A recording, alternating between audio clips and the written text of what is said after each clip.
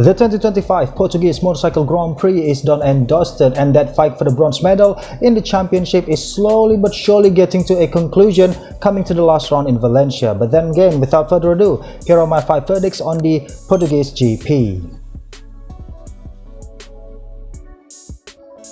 Well, it wasn't the first time that Marco grabbed the pole position, as he already did that in the 7 previous occasions, but this was indeed the best one as of yet, because not only that he won the main race on Sunday, he also finished on the podium and in the rubbish sprint on Saturday behind Pedro Acosta and Alex Marquez. Alex won the rubbish sprint and Pedro in second. This wasn't like a mere victory for Marco, in my opinion, as he dominated actually the GP. He finished by a large margin in the end, 2 point something second. It was almost 3 seconds. He almost put that Aprilia RSGP 3 seconds ahead of the Bezzecchi GP24 of Alex. He further cements his advantage for that P3 in the final standings. Coming to Valencia, Marco is ahead of Pecco in 4th by 35 points.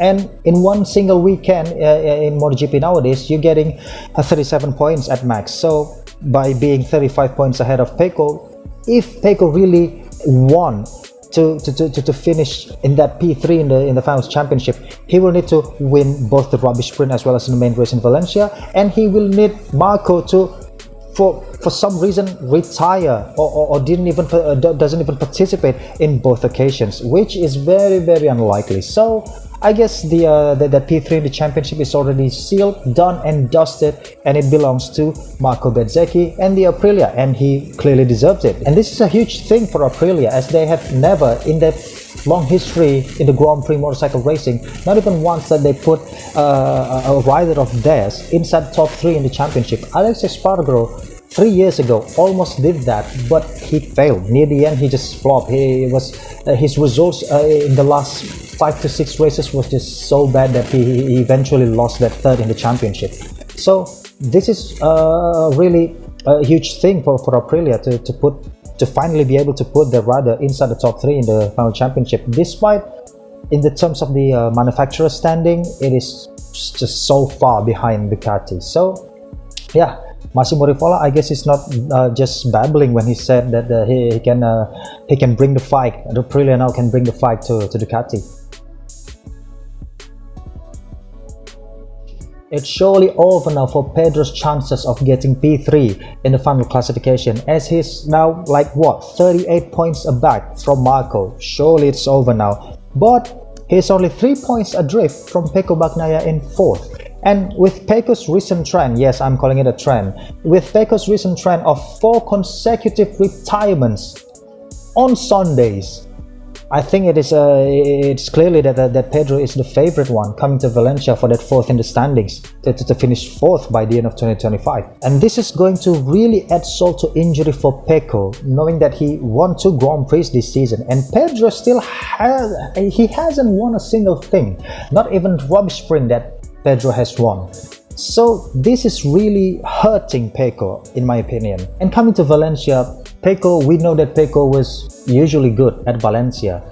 He won that twice already in 2021 and 23.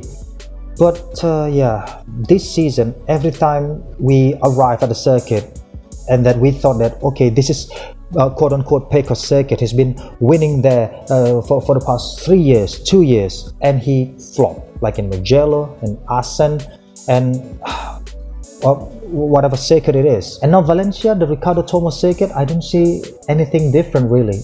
I think he's going to flop again, finishing behind Pedro and then losing that P4 in the championship.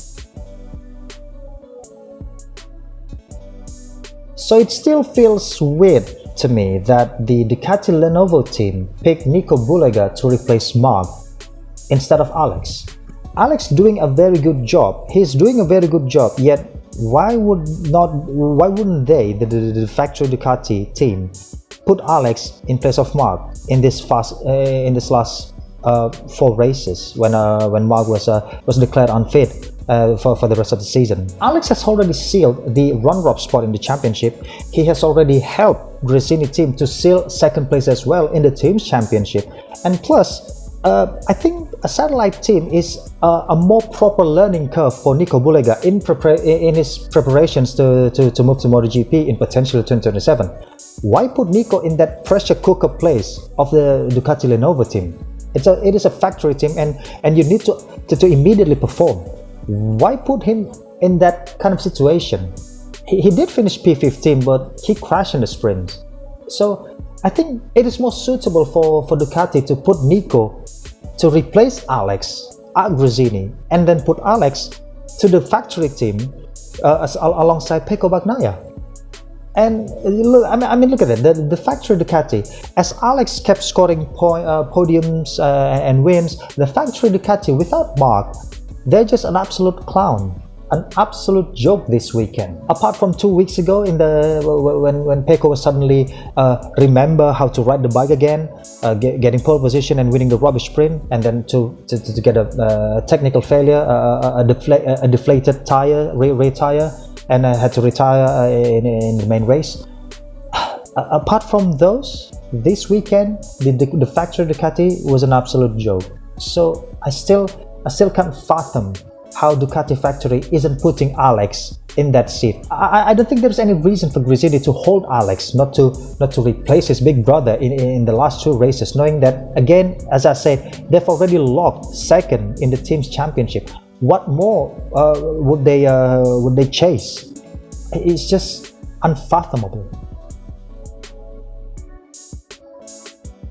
So all of Fabio's rant, his disappointment in the interviews and whatnot, it is, I think Yamaha just kind of brush it off and move on. Cause in a classic Yamaha fashion, Fabio, despite dragging that M1 again on the front row, he still ended up fading away in the races.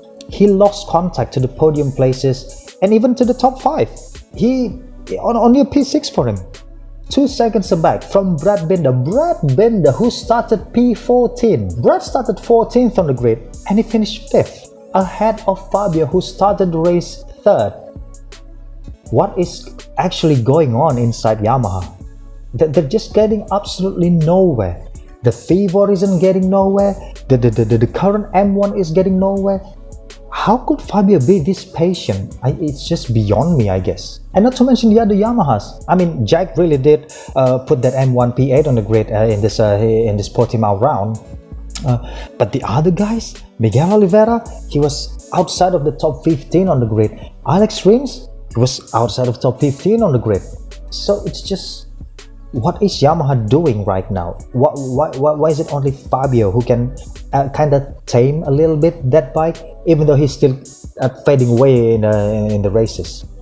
So I don't know, man. Again, I will say it again and again, just move to another manufacturer, Fabio. I think KTM is more likely to give you at the very least podiums on a regular basis, because we see what Pedro is capable of on board that KTM RC16. So I don't really see Fabio not being able to replicate what Pedro did on board that KTM RC16 on a regular basis. So yeah, I'm lost for words basically.